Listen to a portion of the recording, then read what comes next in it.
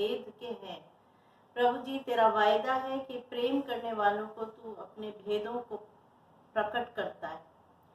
प्रभु जी, हम धन्यवाद करते हैं, ये जो अनंत जीवन का सफर है प्यारे परमेश्वर यीशु तेरे साथ, वो बड़े आनंद से प्यारे खुदावंदा, बड़े खुशी से, एक गहरी संगति के साथ, और प्रभु जी तुझसे बहुत कुछ सीखने को हमको मिले।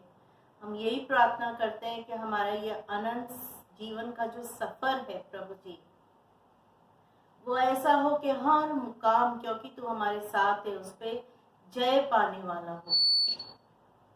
और प्रभु जी, हम धन्यवाद करते हैं कि आज सबको तूने फिर एक बार तूने इकट्ठा करा है, और प्यारे खुदावंदा, तू हमें भरना चाहता है, तू हमारे को सिखाना चाहता है, तू हमें आगे बढ़ाना चाहता है, क्योंकि तू हमारा माँ और बाप है प्यारे खुदावंदा। इसलिए तू हमें जैसा तू चाहता है प्रभु जी, ये समय तेरा है, तेरे हाथों में हम देते हैं और प्रार्थना करते हैं जितने लोगों की आवश्यकता है इस समय प्रभु जी, विभिन्न क्षेत्रों में स्वर्गीय पिता आप अनुग्रह करिए, ताकि सबके सब तेरी उपस्थिति से तृप्त हो, छुटकारा पाए, चंगाई पाए, और प्यारे खुदावंदा एक विजयी जीवन पाए। और वो केवल और केवल इसलिए कि तू संग रहता है। इसलिए धन्यवाद करते हैं, और ये समय खुदावंदा चाहते हैं कि तू बहुतायत से हमें इस्तेमाल करने का पात्र बना, भर हमें इस समय, यीशु के नाम से मांगते हैं, आमीन। जैसे आज का विषय अपन ने चुना था कि आश्चर्य कर्म और आशीष, ये दोनों बाइबल की तरह से सिद्धांत हैं। तो आश्चर्य कर्म क्या है बाइबल के हिसाब से? सही समझ ये है कि जब परमेश्वर हमारी एक ऐसी परिस्थिति होती है जिसमें कोई मनुष्य उसका हल नहीं कर सकता, कोई भी मनुष्य हल नहीं कर सकता, तब परमेश्वर एक अलौकिक तरीके से, और यहां तक कई बार प्राकृतिक नियमों को भी रोकते हुए परमेश्वर हमारे लिए कार्य कर देता है। मैं उसको मानता हूं आश्चर्य कर्म। समझ में आया? मैंने ऐसी परिस्थिति या ऐसे प्रॉब्लम, ऐसी कोई चीज जो हमारे को कोई भी मनुष्य उसमें से हल नहीं निकाल सकता, परंतु परमेश्वर स्वयं एक अलौकिक तरीके से, यहाँ तक कि कई बार प्राकृतिक नियमों को भी रोकते हुए और हमारे लिए वो पूरा कर देता है। उसका बेस्ट उदाहरण है पतरस का। जब हम पढ़ते हैं मती खोलते हैं, मती 14:28 और 29 में पढ़ते हैं। यहाँ यूं लिखा है, पतरस ने उसको उत्तर दिया, हे प्रभु, यदि तू ही है तो मुझे अपने पास पानी पर चलकर आने की आज्ञा दे। पतरस ने एक ऐसी चीज मांगी जो कि साधारणतः और जो भी प्राकृतिक नियम है उसके अनुसार कोई मनुष्य पानी पर चल के नहीं जा सकता था। और मगर मांगा किससे? उस सृष्टि को रचने वाले से उसने ये चीज पूछा, और उसको उत्तर क्या मिला? उसने कहा, मेरे ख्याल से परमेश्वर के पास और कोई उत्तर भी नहीं था और कुछ नहीं कह सकता, बस यही कहना पड़ा, आ। तब पतरस नाव पर से उतरकर यीशु के पास जाने का पानी पर चलने लगा। ये एक अलौकिक तरीके से एक आश्चर्य क्रम था कि एक साधारण मनुष्य पानी पर चलने लगा। ठीक है ना? और ये एक तरह से एक मिरेकल है। ऐसा जीवन हम में से कई लोग चाहते हैं कि हम आश्चर्य कर्मों में जीते रहें। मगर जब आज के अध्ययन में देखेंगे तो मेरे हिसाब से ये मैं नहीं कहूँगा कि आश्चर्य कर्म अच्छा नहीं है। आश्चर्य कर्म निस्संदेह बहुत जरूरी है और आगे चल के बताऊंगा भी। मगर आश्चर्य कर्मों के सहारे जीना बाइबल में कोई अच्छा जीवन नहीं है। उससे बढ़कर आशीषित जीवन जीना बाइबल का एक सिद्धांत है जो परमेश्वर चाहता है। इसके लिए आज इसको पूर्ण रूप से हम बाइबल में वचनों के द्वारा और मनन करके देखेंगे। तो सबसे बड़ी प्रॉब्लम जब आश्चर्य कर्म की बात करते हैं हम, तो आश्चर्य कर्म मैंने जैसे अभी आपको बताया कि जब हमारे बस में कुछ नहीं रहता तब परमेश्वर अलौकिक तरीके से करता है। तो कई बार आश्चर्य कर्म होने के पहले हमारी स्थिति ऐसी बिगड़ सकती है कि हम बहुत ही वर्स्ट सिचुएशन में, बहुत ही बिगड़ी हुई स्थिति में हो सकते हैं। और ये एक मेरे ख्याल से बहुत ज़रूरी चीज़ है कि आश्चर्य कर्म तभी हमारे लिए हो सकते हैं। तो ये प्रॉब्लम होती है कि जब आप आश्चर्य कर्म से आश्चर्य कर्म में जीना चाहते हैं तो एक तरह से हमको बार बार एक ऐसी स्थिति में जाना पड़ता है जहाँ पे बहुत बदतर स्थिति आ जाती है, और परमेश्वर निस्संदेह हमको बचाता है, अलौकिक तरीके से हमारे लिए आश्चर्य कर्म करता है, हम निकल आते हैं। मगर यही मैंने जैसे बताया कि सही चीज़ नहीं है। पुराने नियम में और नए नियम में बहुत सारे आश्चर्य कर्म के बारे में जिक्र आता है, हम देखेंगे भी इनको। आश्चर्य कर्म में एक बात और भी देखने के लिए मिलती है, जो परमेश्वर यीशु मसीह ने जब कहा मत्ती 11 खोलते हैं, और इस चीज को गौर करना अच्छा रहेगा। मत्ती 11 और उसका 20 पढ़ के देखते हैं हम। यहाँ लिखा है, तब वह उन नगरों को उल्हाना देने लगा। अब यीशु मसीह नगरों को उल्हाना दे रहा है जिनमें उसने बहुतेरे सामर्थ के काम किए थे, अर्थात आश्चर्य कर्म किए थे, क्योंकि उन्होंने अपना मन नहीं फिराया था। ये एक दूसरी प्रॉब्लम है, जब हम आश्चर्य कर्मों में जीते हैं तो हमारा मन कठोर हो सकता है और हम परमेश्वर के लिए मन नहीं फिराते हैं, क्योंकि परमेश्वर के सुसमाचार पे विश्वास लाने के लिए सबसे पहला सिद्धांत क्या है? परमेश्वर मन फिराना। तो ये चीज बहुत जरूरी है। जो भी जुड़ रहा है वो अपने माइक को म्यूट कर लें प्लीज। जो भी जुड़ रहा है नया, माइक को म्यूट कर लें, थैंक यू। तो ये चीज भी एक सामने आती है कि जब आश्चर्य कर्मों में रहते हैं तो कई बार मन कठोर हो जाता है। तो ये चीज भी सोचना जरूरी है और ऐसा नहीं होना चाहिए। इसके बारे में एक और जगह भी बताया गया है। जब मरकुस खोलते हैं हम, मरकुस का 6 पढ़ेंगे हम, मरकुस 6 और उसमें हम चलेंगे 48 पे चलते हैं। और यहाँ पे एक बड़ी चीज लिखी हुई है जिसको मैं कई बार सोचता हूँ। यहाँ लिखा है, और जब उसने देखा कि वे खेते खेते घबरा गए, अर्थात वो नाव में जा रहे थे और यीशु मसीह नहीं था उस नाव में, क्योंकि हवा उनके विरुद्ध थी, तो रात को चौथे पैर के निकट वह झील पर चलते हुए उनके पास आया और उनसे आगे निकल जाना चाहता था। यह बड़ा अजीब चीज लिख रखी, परमेश्वर खुद बोल रहा है। यहाँ लिख रखा है वो रुकना नहीं चाह रहा था, वो आगे निकलना जाना चाहता था, परंतु उन्होंने उसे झील पर चलते देखकर समझा कि भूत है। उसको सही तरह से यीशु मसीह को जाना भी नहीं और चिल्ला उठे, क्योंकि सब उसे देखकर घबरा गए थे, क्योंकि उनको सही समझ में भी नहीं आया था कि यीशु मसीह आ रहा है। पर उसने तुरंत उनसे बातें की और कहा, ढाढ़स बांधो, मैं हूं, डरो मत। ये हमेशा यीशु मसीह का एक बहुत बड़ा प्यारा सिद्धांत है कि जब भी वो किसी को डरा हुआ देखता है तो समझाता है, ढाढ़स बांधता है और कहता है, मैं हूं, मत डर। तब वह उनके पास नाव पर आया और हवा थम गई और वह बहुत ही आश्चर्य करने लगा, क्योंकि वे उन रोटियों के विषय में ना समझे थे, परंतु उनके मन कठोर हो गए थे। उनको अभी अभी परमेश्वर ने आश्चर्य कर्म करके दिखाया और रोटी और मच्छी से इतने लोगों को खिलाकर देखा, मगर तब भी वो नहीं समझ पाए इस यीशु मसीह में कितना सामर्थ्य है। तो यहाँ पे भी वही बोला, उनके मन कठोर हो गए थे। तो ये वापस सोचने वाली बात है कि हम आश्चर्य कर्म में, अगर हम यहाँ पे एक चीज, और वह बहुत ही आश्चर्य करने लगे, अर्थात ये कौन आश्चर्य कर रहे हैं? यीशु मसीह नहीं, उसके चेले आश्चर्य। तो हमारे जीवन में जब आश्चर्य कर्म होते हैं और ये चीजें होती हैं, उससे हमको कोई आश्चर्यजनक होने की जरूरत नहीं है। बेसिकली परमेश्वर के लिए तो ये नॉर्मल चीजें हैं और विश्वासी के लिए भी ऐसे ही होना चाहिए, क्योंकि हम अगर बिल्कुल आश्चर्य करने लगेंगे तो हमारा मन क्या हो जाएगा? कठोर हो जाता है। यही चीज, यही सिद्धांत के बारे में जब पतरस और यूहन्ना के बारे में पढ़ते हैं हम प्रेरितों में 3 में, तो वहां पे भी जब उसने लंगड़े को, दोनों ने लंगड़े को जो है उसको उठ खड़ा करा और वो चलने लग गया, तो 3 के 11 और 12 में क्या लिखा है? यूं लिखा है, जब वे पतरस और यूहन्ना को पकड़े हुए था तो सब लोग बहुत अचंबा करते हुए उस ओसारे में जो सुलेमान का कहलाता है उनके पास दौड़े आए। सब क्या हुआ देख के आश्चर्यकरम हुआ, बिल्कुल लंगड़ा था बचपन से और वो उठ खड़ा हुआ।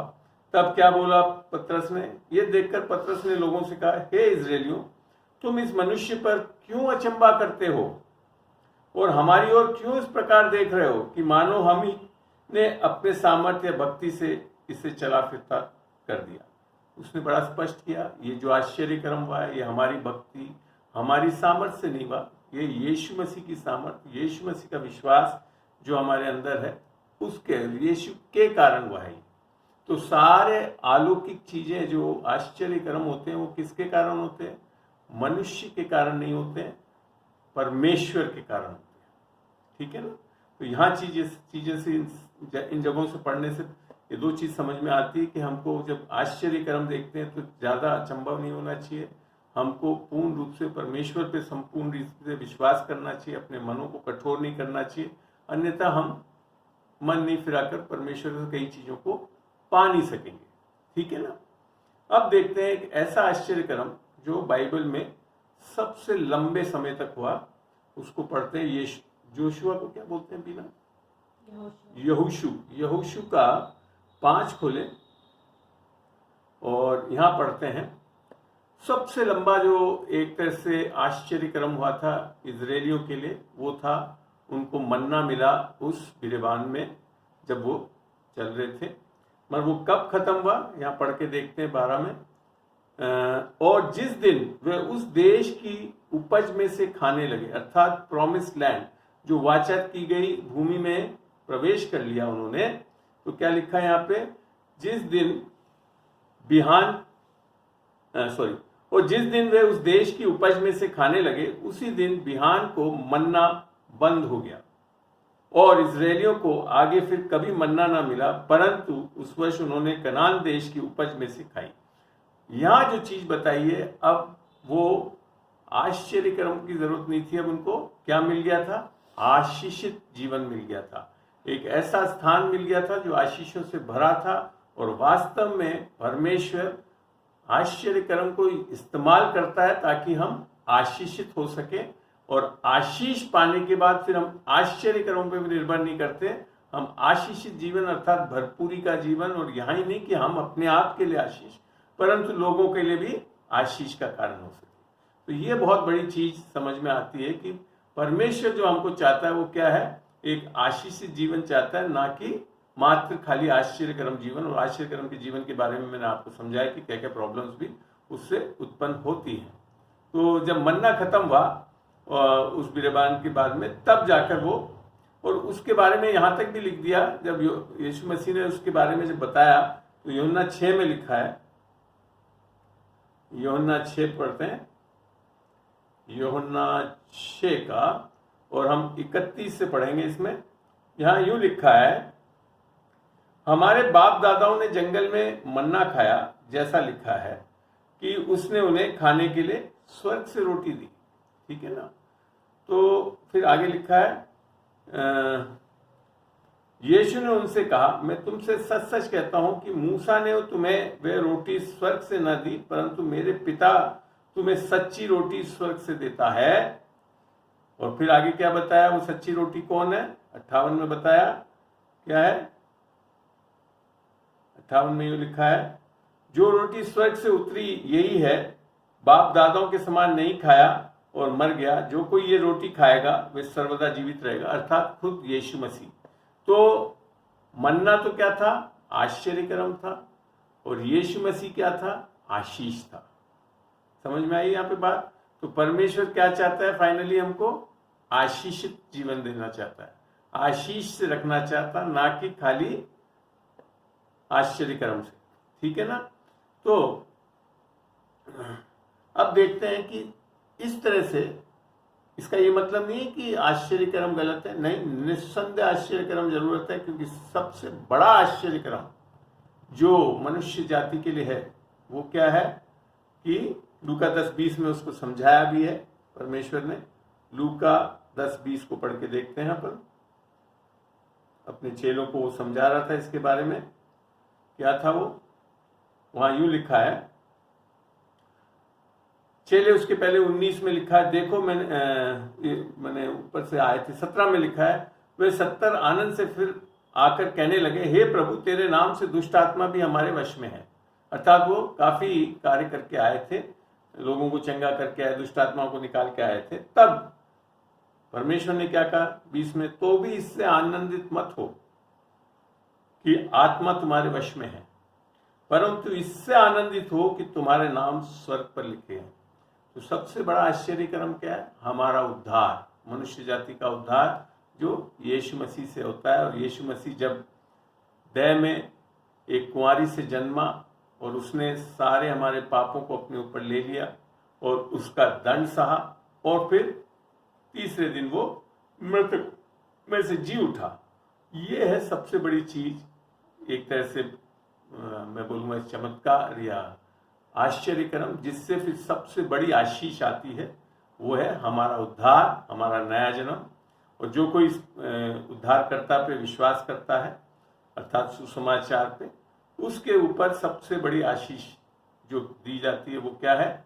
यीशु की आत्मा या पवित्र आत्मा हमको मिल पाती है। वो है सबसे बड़ी आशीष, जैसा कि इफिसियों 1:12-13 में हम कई बार पढ़ भी चुके हैं, आप पढ़ सकते हैं वहाँ पे, कि जब हमने सुसमाचार पे विश्वास किया तो क्या हुआ? हमारे ऊपर पवित्र आत्मा की छाप लगी।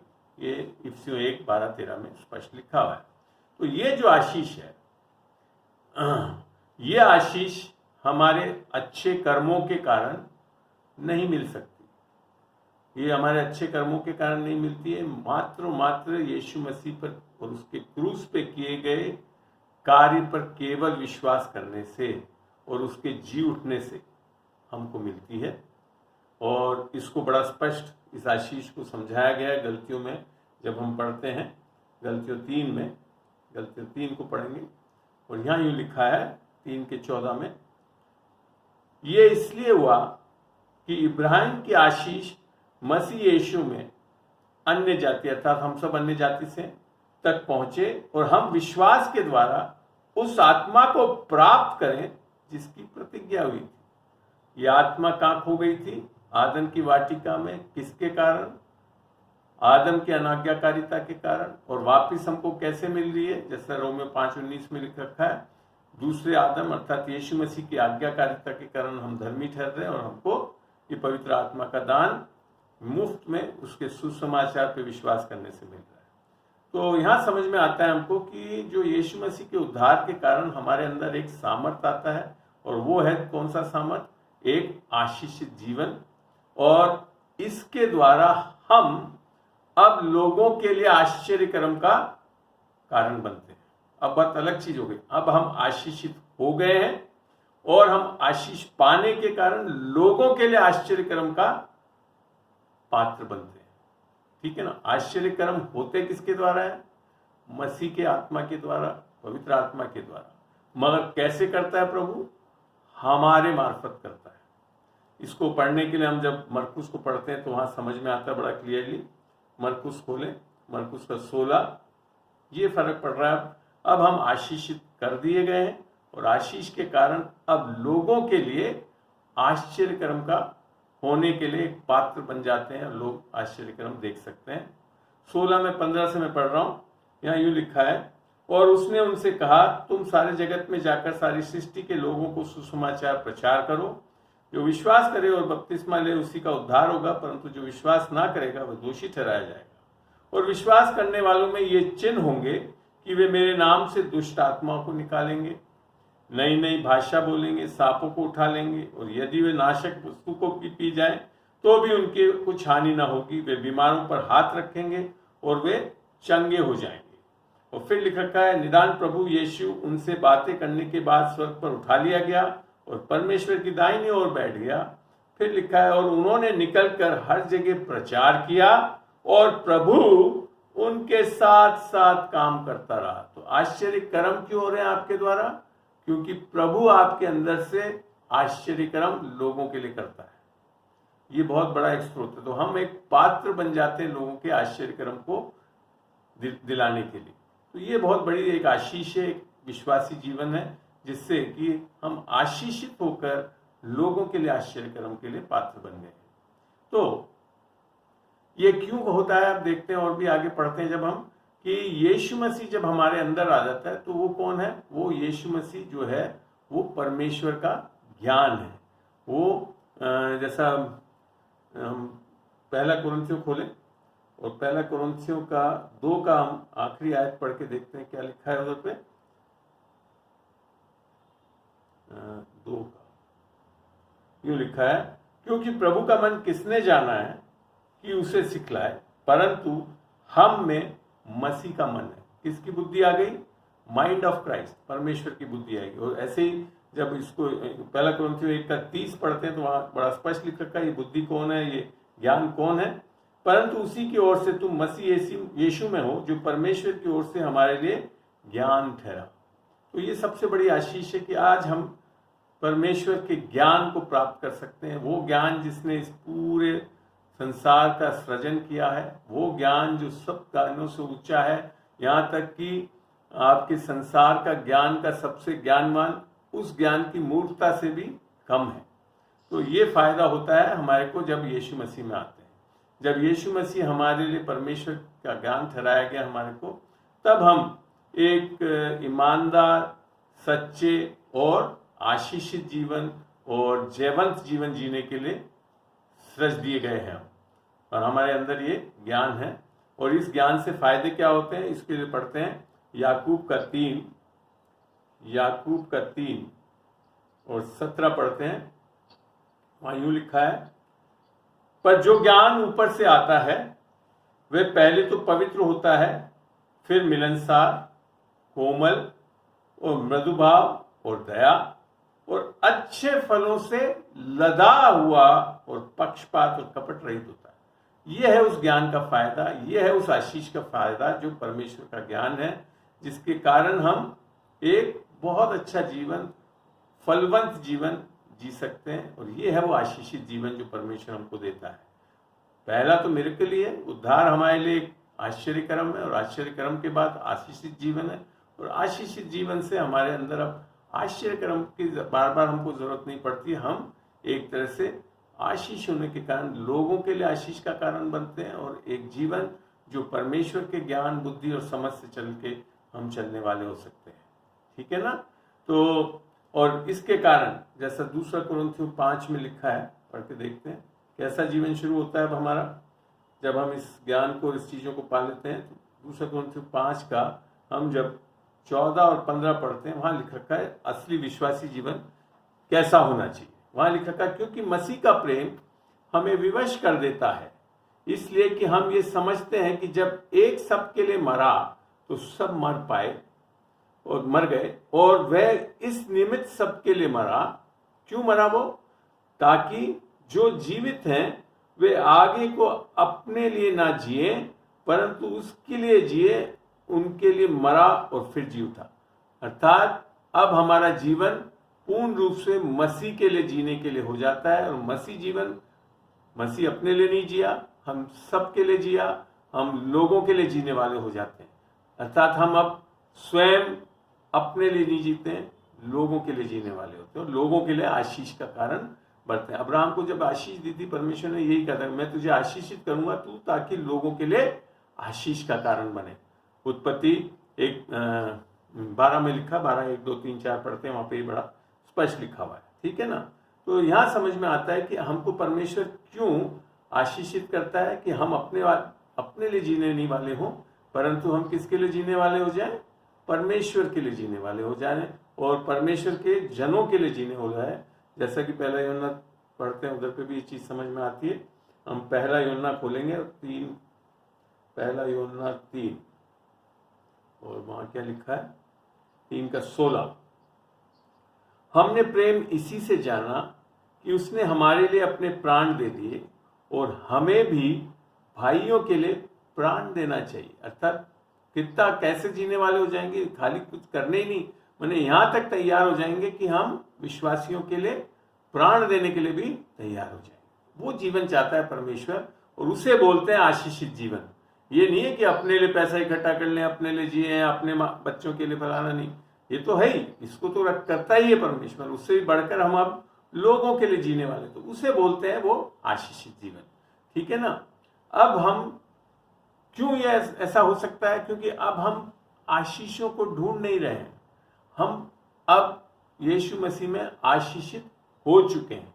जैसा वचन बताता है इफिसियों 1:3 में क्या लिखा है वहां पे, क्या कैसी आशीष है हमारे पास? इफिसियों 1:3 वहां यूं लिखा है, हमारे प्रभु यीशु मसीह के परमेश्वर और पिता का धन्यवाद हो कि उसने हमें मसीह में स्वर्गीय स्थानों में सब प्रकार की आशीष दी है, देगा नहीं, दे चुका है। यह है सबसे बड़ा चमत्कार, अर्थात आश्चर्यकरम, कि हम जब उद्धार पाते हैं, यीशु मसीह में हो जाते हैं, तो हमको अब आशीषें लेनी नहीं है, मिल चुकी है हमारे अंदर। और इसके लिए हम ऐसे पात्र बन जाते हैं कि लोगों के लिए आशीष का कारण बन सकें। और जैसा मरकुस में हमने पढ़ा भी कि हम लोगों को चंगा कर सकते हैं, दुष्ट आत्माएं निकाल सकते हैं, सारे वगैरह वगैरह चीजें। तो सही जो जीवन है वो कब शुरू होता है? जब हम इस आशीष, इस उद्धार को पाते हैं। और इसी बात को पतरस ने भी बहुत अच्छा लिखा है। हम जब दूसरा पतरस पढ़ते हैं, दूसरा पतरस का 1 और उसका 3 पढ़ते हैं, तो वहां समझ में आता है, वहां क्या लिखा है, क्योंकि उसके ईश्वरीय सामर्थ्य ने सब कुछ जो जीवन और भक्ति से संबंध रखता है हमें उसी की पहचान के द्वारा दिया है, जिसने हमें अपनी ही महिमा और सद्गुण के अनुसार बुलाया। क्यों बुलाया उसने? आपके लिए नहीं, उसी के लिए बुलाया, उसके लिए जीने के लिए बुलाया है। और उसके तब जीते हैं तो हम तो लाभान्वित होते ही हैं, मगर लोगों के लिए भी एक लाभान्वित होने का कारण बन जाते हैं। मैं एक बार और फिर पुनः निवेदन करूंगा, किसी लोगों ने माइक म्यूट नहीं कराया, कर ले म्यूट ताकि डिस्टर्बेंस बंद हो जाए। Thank you. तो अब जो है, खाली ये नहीं कि हमारे पास स्वर्गीय आशीष और इस संसार के जीने के लिए आशीष, सबसे बड़ी चीज है हमारे पास क्या फल आ गए? आत्मा के फल आ गए। जैसा कि गलतियों 5 में लिख रखा है, वो 5:22-23 में, कि अब हमारे पास प्रेम, आनंद, शांति और कृपा, अच्छाई, विश्वास और सेल्फ कंट्रोल को क्या बोलते, संयम, ये सारी चीजें जो फल है हमारे अंदर आ गए। और अब हम इन फल के कारण, ये एक ही फल है जिसमें सब कुछ है, और इसके कारण अब हम एक ऐसा जीवन जो कि प्रेम में चल सकता है, आनंद में चल सकता है, शांति में, विश्वास में, संयम में, इन सब चीजों में हम बड़े आराम से इन फल के कारण चलने वाले हो सकते हैं। और यही फल को हम लोगों के बीच में भी उधेल सकते हैं। ठीक है ना। तो अब क्या हुआ कि परमेश्वर, ये क्यों हुआ ये सब चीजें?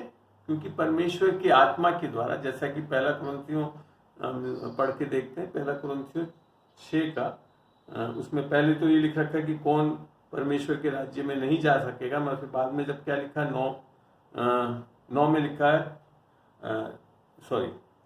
सीधा मैं नीचे उतरता हूँ, 11 पे आते हैं, और तुम में से कितने ऐसे ही थे, परंतु तुम प्रभु मसीह यीशु के नाम से और हमारे परमेश्वर के आत्मा से धोए गए और पवित्र हुए और धर्मी ठहरे। किसके कारण हुआ? ये हमारे वो चीज है जो कि हमारा नया जन्म का कारण बनता है, जिसके कारण हम हुए। और इस अनुग्रह की आत्मा को पाकर, जो स्वयं यीशु मसीह है, जैसा बाइबल बताती है, इस अनुग्रह को पाकर हम क्या हो जाते हैं? एक धर्मी जीवन, एक परमेश्वर को भाने वाला और परमेश्वर के लिए सारी चीजें करने वाला जीवन पाते हैं। जैसा कि तीतुस 2:11-14 पढ़ोगे तो वहां लिखा रखा है कि हम सरगर्म हो जाएंगे अच्छे कामों के। ठीक है ना। तो ये चीज बहुत जरूरी है, इस आशीषित जीवन के फायदे हैं। तो शुरुआत तो किससे भी? हमारे एक आश्चर्यक्रम से, अर्थात हमारा उद्धार पाने के बाद एक ऐसा जीवन मिलता है हमको जो कि आशीषित जीवन, और उसमें चलना बहुत जरूरी है, ना कि आश्चर्यक्रम से आश्चर्यक्रम में, क्योंकि वहां पे फिर आप ऐसी स्थिति में आना पड़ेगा जहां आप बिल्कुल निढाल, कुछ नहीं कर पाएंगे, और फिर वापस परमेश्वर कुछ करेगा, फिर आप उठेंगे, चलने लगेंगे, और फिर वापस वैसी स्थिति में आएंगे, तब फिर वापस आश्चर्यक्रम। तो आश्चर्यक्रम परमेश्वर का माने एक तरह से रेगुलर लाइफ नहीं है। सही जीवन आशीषित जीवन है यीशु मसीह में। ठीक है ना। तो अब बात आती है कि परमेश्वर की जो आशीष है वो भौतिक चीजें नहीं है, ये मैं आपको बताना चाहता हूँ। उदाहरण के तौर पे जब लूका में एक भाई ने यीशु मसीह से आकर कहा कि मेरे भाई के बीच में हमारी संपत्ति का विभाजन करो, तो लूका 12 में लिखा है, 12 का 15 पढ़ के देखते हैं, वहां लिखा है, और उसने उनसे कहा चौकस रहो, 14 में पढ़ते हैं, और उसने उससे कहा हे मनुष्य, किसने मुझे तुम्हारे न्यायी या बांटने वाला नियुक्त किया है? 13 में उसने पूछा था, और इसने फिर यीशु मसीह ने कहा कि मेरे को इसके लिए नियुक्त नहीं किया कि तुम्हारे बीच में ये संपत्तियों को बांटता रहूं। उसने कहा, और उसने उनसे कहा चौकस रहो और हर प्रकार के लोभ से अपने आप को बचाए रखो, क्योंकि किसी का जीवन उसकी संपत्ति की बहुतायत से नहीं होता है। संसार में क्या है? बहुतायत क्या जीवन है कि बहुत बड़ी संपत्ति हो, पैसा हो, बंगला हो, फलाना हो, ये नहीं है। इसका ये मतलब नहीं कि अविश्वासी ऐसा रहेगा, विश्वासी जिनके पास घर नहीं होगा, कुछ नहीं, ऐसा नहीं है। मगर ये हमारा मूल उद्देश्य नहीं हो सकता कि हम अपने आप को धनवान बनाने के लिए यीशु मसीह में आने की चेष्टा करें, और ऐसा करता भी नहीं है परमेश्वर। अगर ऐसा है तो अंबानी और टाटा और ये लोग फिर यीशु मसीह में, आप और हम नहीं है, ठीक है ना। और उसके बाद उसने एक दृष्टांत भी बताया जो कि बड़ा अच्छा है, पढ़ लेना, 16 के आगे है, कि एक व्यक्ति को खूब पैसा आया, खाना उपज आई, उसने फिर उसको बड़ा बना लिया, और फिर कहा और बड़ा बना लूं। तब अंत में परमेश्वर ने कहा, उससे कहा 20 में, हे मूर्ख, इसी रात तेरा प्राण तुझसे ले लिया जाए, तब जो कुछ तूने इकट्ठा किया वे किसका होगा? तो ये चीज बहुत बड़ी चीज है कि विश्वासी जीवन हमारे को खाली इस संसार में चीजों को इकट्ठा करने के लिए नहीं रखा, बल्कि चीजों को लोगों के बीच में उपयोग करने के लिए रखा गया है। और इसके लिए हमारे को दिया जाता है कि हम देंगे और हमको वापस मिलेगा, निस्संदेह अच्छा मिलेगा। मगर ये हमेशा हमारे को देने से बढ़ता जाता है, अपने पास इकट्ठा करने से। तो वो है वो आशीषित जीवन जो परमेश्वर हमारे को बताता है। यहाँ तक कि जब पुराने नियम में भी उसने यही चीज बताया। जब व्यवस्था विवरण में देखते हैं हम, व्यवस्था विवरण का 8 खोलें, और क्या करता है परमेश्वर? परमेश्वर हमको सीधा धन नहीं देता है, ठीक है ना। 8 का 17 और 18 पढ़ रहा हूं। और कहीं ऐसा न हो कि तू सोचने लगे कि ये संपत्ति मेरे ही सामर्थ और मेरी ही भुजबल से मुझे प्राप्त हुई। या घमंड आने लगता है लोगों को, वाह हमने कमाया, हमने फलाना करा। उसने कहा लिखा 18 में, परंतु तू अपने परमेश्वर यहोवा को स्मरण रखना, क्योंकि वही है जो तुझे संपत्ति प्राप्त करने का सामर्थ्य इसलिए देता है कि जो वाचा उसने तेरे पूर्वजों के शपथ खाकर बांधी थी उसको पूरा करे, जैसा आज प्रकट है। और यही करा उसने वाचा बांधी थी कि तुम्हारे को प्रॉमिस लैंड और वाचा वाली उस भूमि पर ले जाऊंगा, और वहां जाते जाते आश्चर्य कर्म बंद करके अब, क्योंकि वो आशीषित जीवन पा चुके थे, उसमें रखना चाहता है परमेश्वर, ठीक है ना। तो और यही चीज जो है जैसे यीशु 1:3 में भी हमने पढ़ा कि परमेश्वर जो है हमको स्वर्गीय आशीषें देता है, जिससे हम एक बहुत बड़ी, और आपको पता है जो उद्धार के बारे में जब हम देखते हैं, हम समझ नहीं पा रहे हैं कई बार कि वो कहना क्या चाहता है उसमें। इसको पढ़ते हैं आज हम दूसरा तिमोथी को लिए। मेरे ख्याल से आप लोगों ने इस क्वेश्चन को शायद कभी इस तरीके से ध्यान दिया नहीं होगा, और आज आपको दिखाना चाहता हूँ वहां वो क्या कह रहा है। यहाँ लिखा है, दूसरा तिमोथी 2 का 9 से पढ़ रहा हूं, जिसके लिए मैं कुकर्मी की नाई दुख उठाता हूं, यहां तक कि कैद भी हूं, परंतु परमेश्वर का वचन कैद नहीं है। ये पौलुस जब कैद में था तब लिखा था इसने ये। और यहाँ लिखा है, इस कारण मैं चुने हुए लोगों के लिए सब कुछ सहता हूं, अर्थात तो शुभ समाचार बताता था, इसी के लिए उसको जेल में डाला गया था। और फिर लिख रहा है कि वे भी उस उद्धार को जो मसीह यीशु में है अनंत महिमा के साथ पाएं। ये उद्धार किसके साथ मिलता है हमारे को? अनंत महिमा के साथ पाते हैं हम। ये बात सच है कि यदि हम उसके साथ मर गए हैं तो उसके साथ जिएंगे भी। ये सबसे बड़ी चीज है कि हम अगर मर भी जाएं तो क्या होंगे? हम उसके साथ जिएंगे और कहीं नहीं जाएंगे। किसके साथ जिएंगे? यीशु मसीह के साथ जिएंगे। और फिर लिखा है, यदि हम धीरज से सहते रहेंगे तो उसके साथ राज्य भी करेंगे। और ये कौन सी राज्य की बात कर रहा है? जब बाद में यीशु मसीह इस संसार में अपने विश्वासियों के साथ राज करने की बात आ रही है, वो भी करेंगे। और वैसे भी संसार में हम राज्य करेंगे, जैसे यीशु मसीह के बारे में लिखा हुआ भी है रोमियो 5 में जब हम पढ़ते हैं। यदि हम इसका इनकार करेंगे तो वह भी हमारा इनकार करेगा। तो ये चीज समझना है कि हमको ये जानना चाहिए कि इस यीशु मसीह ने हमको बुलाया क्यों है, कि ताकि हम एक महिमा वाली जीवन को प्राप्त करें, अनंत महिमा वाली जीवन को प्राप्त कर रहे हैं। और हमारी विरासत कहाँ पे है? स्वर्ग में है, और उसको हमेशा हमारे को ध्यान रखना है। तो एक और जगह से भी कुछ पढ़ना चाहूंगा, उसको भी पढ़े। दूसरा पत्रस पढ़ते हैं, दूसरा पत्रस। यहाँ पे बहुत अच्छा लिखा हुआ है परमेश्वर के वचन में से।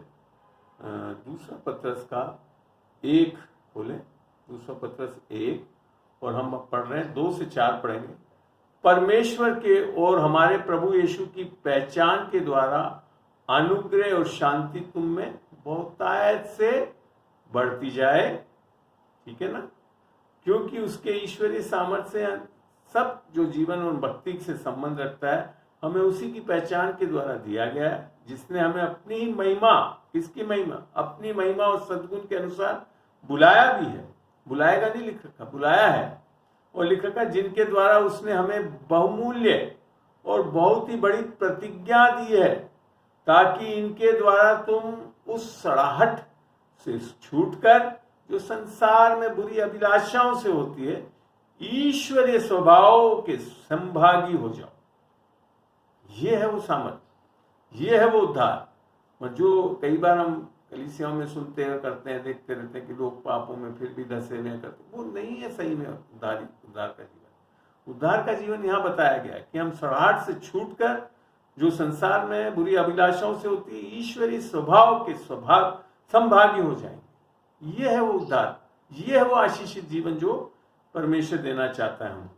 तो इस चीजों को हमेशा, इन वचनों से हमेशा मैं चाहता हूं कि आप समझ सकें कि कितना सामर्थ्य जीवन है जो हमको देना चाहता है। और इसके बारे में जो विश्वासी जीवन है उसके बारे में आप कभी पढ़ना, इफिसियों का 1 से 4 से 14 तक और आगे 19 से 21 के हमको सारी प्रधानताओं सबके ऊपर वो जी उठने की सामर्थ्य हमारे को दी है। जो सबसे सामर्थ्य है जो परमेश्वर ने इस्तेमाल करी यीशु मसीह की जीने के लिए, वो हमारे अंदर दे रहा है। और उस आशीष के कारण हम वो सब कार्य कर सकते हैं जो पहले हम जब उद्धार नहीं पाए हुए होते हैं वो नहीं कर सकते थे, वो आज करने के लिए, और हम अपने लिए नहीं, लोगों के लिए, कलीसिया के लिए, दुनिया के लिए आशीष का कारण बन सकते हैं। तो ये चीज समझना बहुत जरूरी है। और एक अगला सिद्धांत समझना है कि आशीष बोलने से मिलती है। जैसा कि उत्पत्ति में पहली बार समझ में आता है, और आप मान के चले जो सिद्धांत सबसे पहली बार परमेश्वर के वचन में आता है वो सबसे सिद्ध सिद्धांत है उस चीज में होने के लिए। 1:28 पढ़ते हैं, वहां यूं लिखा है, उत्पत्ति 1:28, और परमेश्वर ने उनको आशीष दी और उनसे कहा। कैसे आशीष दी? कहकर दी। क्या कहा? फूलो फलो और पृथ्वी में भर जाओ और उसको अपने वश में कर लो, और समुद्र की मछलियां तथा आकाश की पक्षियां और पृथ्वी सब पे रेंगने वालों पे अधिकार रखो। तो बोलने से आशीष दी जा सकती है। हम विश्वासी होकर हमको हमेशा परमेश्वर के वचन के अनुसार जब हम अपने बच्चों को बोलेंगे कि हाँ ये हमारे बच्चे परमेश्वर की आत्मा के सिखाए जाएंगे और इनमें बहुत बड़ी शांति बनी रहेगी, ये एक आशीष बोलने का तरीका, और परमेश्वर आप वैसा ही पाएंगे अपने बच्चों में।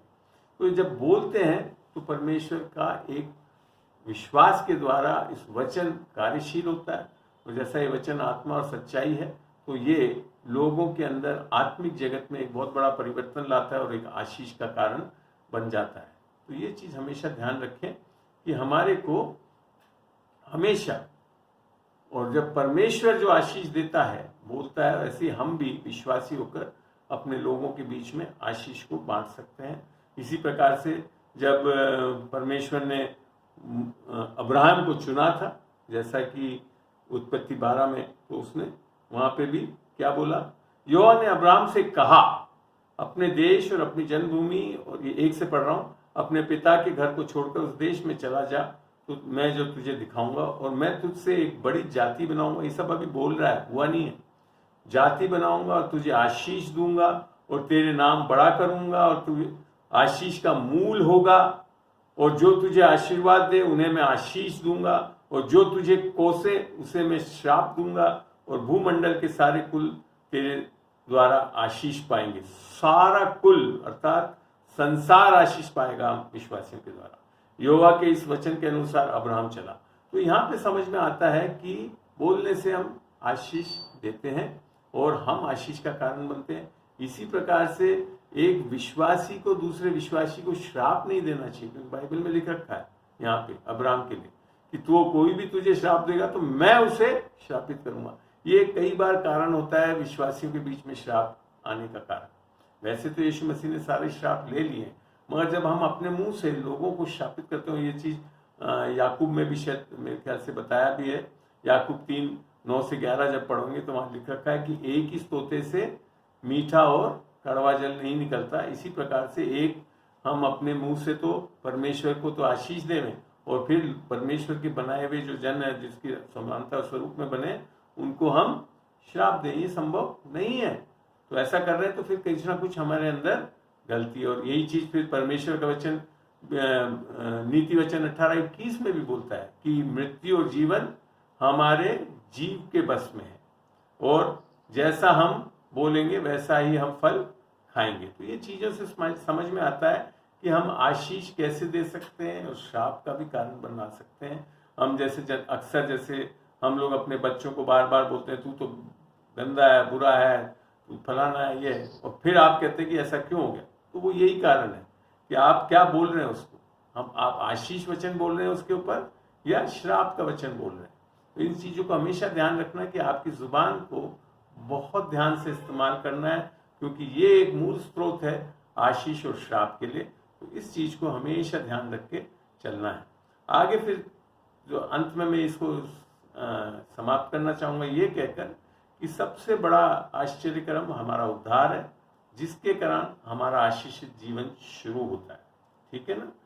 इसके कारण हम एक सामर्थ्य जीवन, एक अधिकार का जीवन, परमेश्वर के बेटे बेटी होने का हक पाकर पवित्र आत्मा की अगुवाई में चल के कर सकते हैं। जैसा रोमियो 8:14 में बोला है कि जितने लोग पवित्र आत्मा के चलाए चलते हैं वो परमेश्वर के बेटे बेटी होने का हक पाते हैं।